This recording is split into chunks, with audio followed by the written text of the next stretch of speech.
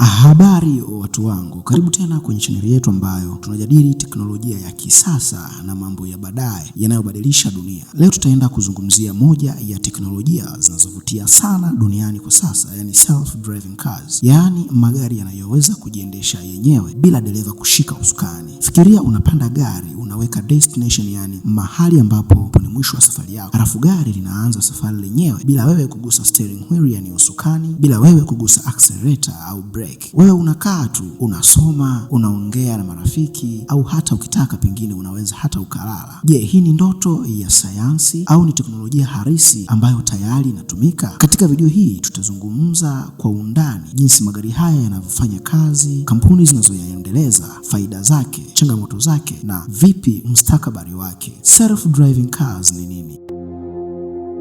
Self-driving cars pia huitwa autonomous vehicles ni magari yenye uwezo wa kujiendesha yenyewe kwa kutumia teknolojia ya hali ya juu. Mfano wa teknolojia ambayo inatumika katika magari haya ni cameras, matumizi ya sensors, matumizi ya radar, matumizi ya artificial intelligence yani AI, pamoja na GPS. Teknolojia hizi husaidia magari kuona mazingira yake, kutambua magari mengine, watembea kwa miguu, taa za barabarani na kufanya maamuzi kama binadamu akiwa analiendesha gari hilo. Ni vipi ambavyo gari hili linaweza kufikiri? Kwa kifupi, self-driving cars linafanya kazi kama ubongo wa binadamu. Macho yake ni cameras na sensor, masikio yake ni radar, yaani ni vipi gani, ni kiasi gani ambavyo magari haya yanaweza yakadetect au kuhisi kama kuna gari jingine nyuma linapiga horn au na namna nyingine yote ambayo inaweza inasikia kwa kutumia radar. Lakini magari haya yanaongozwa na ubongo wake ambao ni artificial intelligence yani AI, na kumbukumbu yake ya ramani inaongozwa kwa GPS. AI huchambua taarifa zote kwa sekunde chache sana, kama kuamua lisimame lini, lipunguze mwendo saa ngapi, au lini au situation gani ambayo linakumbana nayo liweze kupunguza mwendo, libadilishe lane lini, liepuke ajali kwa namna gani. Kwa moja kwa moja kabisa AI inatumika katika mazingira hayo. Ni teknolojia muhimu sana ambazo zinaweza kutumika katika magari haya ambayo yanajiendesha yenyewe. Ni teknolojia mbalimbali kabisa, ikiwemo matumizi ya cameras. Teknolojia ya matumizi ya kamera inatumika kuona alama za barabarani, taa za traffic na watembea kwa miguu. Radar hutumika kupima umbali wa vitu vilivyo mbele ya gari. Kuna kitu kingine pia kinaitwa LiDAR hutengeneza ramani ya 3D ya mazingira. Yaani mazingira yanaonekana kama ni actual environments, kwa maana yake yanaonekana ni kama mazingira halisi kutokana na shapes na jinsi mazingira yalivyokaa. Lakini pia artificial intelligence yani AI huchambua data na kuweza kuzifanyia maamuzi. Kama tulivyosema kuwa AI katika magari haya ni self-driving cars inatumika kama ubongo wa haya magari. Maana yake inachukua taarifa zote na kuweza kuzichambua hizo data, na ikishaweza kuzichambua maana yake inazitolea maamuzi. GPS huonyesha mahali gari lilipo na njia ya kwenda. Viwango vya self-driving cars ni viwango gani? Moja kwa moja kabisa kuna viwango 6 vya magari haya ambayo yanajiendesha menyewe bila dereva, yaani viwango 6 vya automation. Vipo katika levels. Level ya 0 ni dereva anafanya kila kitu, lakini level 1 gari linasaidia kidogo kama cruise control. Level ya 2 gari linaweza kucontrol steering na speed, yani linaweza kucontrol usukani pamoja na mwendo, lakini dereva lazima awe makini. Na umakini wa dereva katika level hii ni katika control pale ambapo gari linashindwa kuweza kujiendesha, maybe kutokana na sababu za mifumo au detection mbalimbali za sensors ambazo zinabadilika kutokana na hali ya hewa na mazingira ambayo yapo kwa wakati huo. Kwa hiyo inabidi dereva au mtu aliyepo karibu na usukani aweze kulicontrol na awe makini zaidi kuhusu hilo. Lakini level ya 3 ni gari linaweza kujiendesha lenyewe katika mazingira fulani. Level ya 4 gari linaweza kuendesha lenyewe karibu kabisa na msaada. Level ya 5 hakuna haja ya dereva kabisa. Hizo zilikuwa ni levels ambazo ni za automation au ni levels ambazo magari haya ambayo ni self-driving car yanaweza yakajiendesha.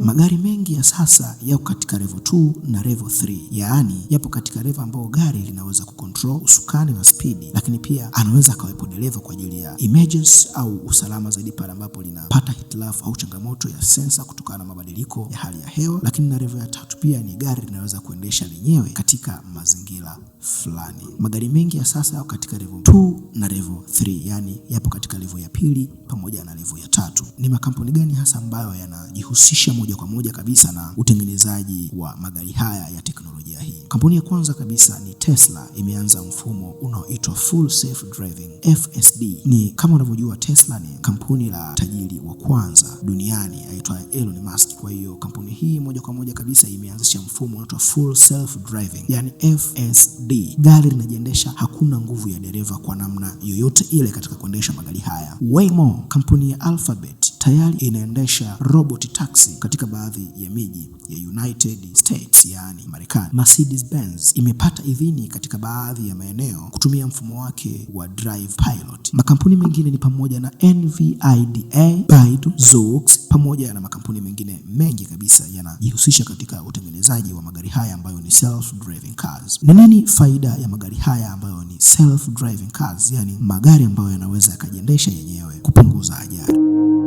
Ajali nyingi husababishwa na makosa ya binadamu. Sasa magari haya yanatumia AI. AI haichoki, AI hailali na haitumii simu wakati wa kuendesha, tofauti kabisa na binadamu akiwa anaendesha. Anaweza akahisi usingizi, binadamu anaweza akalala, na binadamu anaweza akapata hitilafu yoyote wakati wa kuendesha magari haya na anaweza akasababisha ajali. Kwa hiyo moja ya faida ya magari haya ni kupunguza ajali. Faida nyingine ya magari haya, inaokoa muda. Abiria wanaweza kutumia muda kufanya kazi au kupumzika, lakini AI haiwezi kutumia muda wala nini. Kwa hiyo iko busy tu kujiendesha kutokana na muda ambao imesetiwa na location ambayo imepewa na destination ambayo imewekwa, kuwasaidia watu wenye ulemavu. Watu wasioweza kuendesha wanaweza kusafiri kwa urahisi zaidi kutumia magari haya. Mfano, mtu mwenye ulemavu wa miguu ambaye hawezi kushika brake, hawezi kushika usukani, akitumia magari haya yanaweza kumsaidia moja kwa moja kabisa kufika sehemu yake ambayo anaitaka. Matumizi bora ya nishati. Magari haya yanaweza kuendesha kwa ufanisi zaidi na kupunguza matumizi ya mafuta au umeme. Punguza msongamano. Magari yanaweza kuwasilisha na kupanga mwendo kwa ufanisi, tofauti kabisa na magari ambayo yanaendeshwa na binadamu, ambao unakuta muda mwingine binadamu taa imeruhusu kuondoka au sehemu ambapo inataka iwe na spidi fulani ili kuweza kupunguza msongamano, lakini dereva anaweza enda kinyume kidogo au akawa chini ya spidi, hivyo anaweza kusababisha msongamano barabarani. Magari haya pia yanapunguza sana msongamano wa magari barabarani. Je, ni changamoto zipi ambazo zinaweza zikaikabili teknolojia hii ya magari ambayo yanajiendesha yenyewe? Changamoto ya kwanza ni hali mbaya ya hewa. Hali mbaya ya hewa inaweza ikaathiri teknolojia hii. Kwa mfano, kukiwepo na mvua kubwa, ukungu au vumbi, vinaweza kuathiri sensors. Kama unavyojua, sensor ndio vitu pekee ambavyo vinasaidia magari haya kuweza kuhisi. Ni kama kitu ambacho kinasababisha kusense nini ambacho magari yanatakiwa kufanya. Je, magari muda huo gari inahisi kama kuna mtu mbele, distance ambayo inaweza kusense. Kwa hiyo kama kuna hali mbaya ya hewa, sensors zinaweza zikapata athari na kushindwa kufanya kazi yake kama inavyotakiwa. Cyber security. Watu wabaya wanaweza kujaribu kuhack mfumo wa gari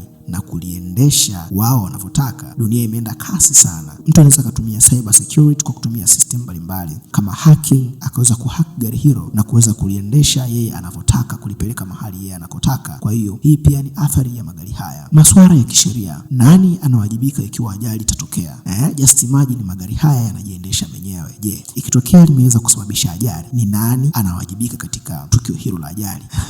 Kupotea kwa ajira. Hii ni athari pia mojawapo ambayo magari haya yanaweza yakaleta, au teknolojia hii inaweza kusababisha kutokana na inaweza ikachukua nafasi nyingi sana za madereva taxi, marori, mabasi, na wanaweza pia wakaathirika kwa sababu magari yatakuwa hayana uhitaji tena wa kuweza kutumia dereva. Maamuzi ya kimaadili pia ni athari mojawapo, kwa sababu gari linashindwa kufanya nini ikiwa ajali haiwezi kuepukika? Halina namna ya kufanya, kwa sababu kama binadamu anaweza kaamua, maybe anaweza kaamua kukopesha gari agonge mti au afanye kitu kingine chochote, lakini gari hili haliwezi likafikiria hivyo. Gari kama ajali haikopeki, moja kwa moja kabisa ajali lazima itokee. Wataalamu wengi wanaamini kwamba ndani ya miaka ijayo magari yanayojiendesha yataongezeka kwa kasi ya ajabu. Tunaweza kuona taxi zisizo na dereva. Kwa wakati huo, kadri miaka inavyozidi kwenda, maroli yanayojiendesha yenyewe pia inaonekana kuna asilimia kubwa sana yanaweza yakatokea. Lakini pia huduma za usafiri za gharama nafuu zinaweza zikatokea, kwa sababu kutakuwa kuna haja tena ya binadamu kuweza kutumika, hivyo magari itakuwa yanajiendesha yenyewe. Na mwisho kabisa, kwa kumalizia, self driving cars, yani magari yanayojiendesha yenyewe, ni moja ya teknolojia muhimu zaidi katika karne hii, zinazochanganya artificial intelligence,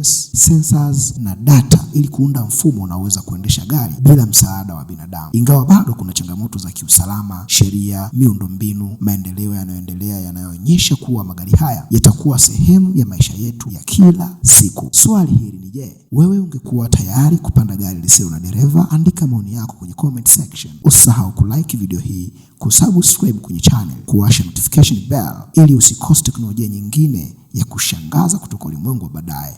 Asante sana kwa kutazama.